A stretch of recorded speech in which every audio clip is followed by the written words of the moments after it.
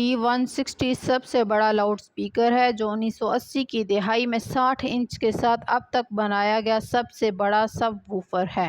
یہ 800 kilo gram وزنی ہے۔ یہ آسانی سے کھڑکیوں کو توڑ سکتا ہے اور چھوٹے زلزلے پیدا کرتا ہے جو 2 کلومیٹر کے دائرے میں زمینی کمپن کی طرح محسوس کیا جا سکتا ہے۔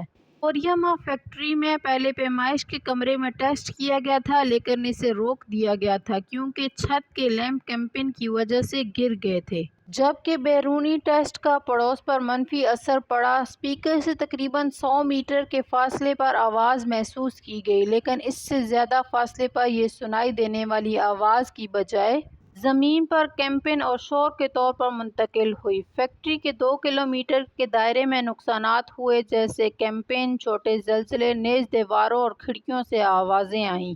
یہ لاؤڈ سپیکر 60 انچ چوڑا اور 800 کلو گرام وزنی تھا۔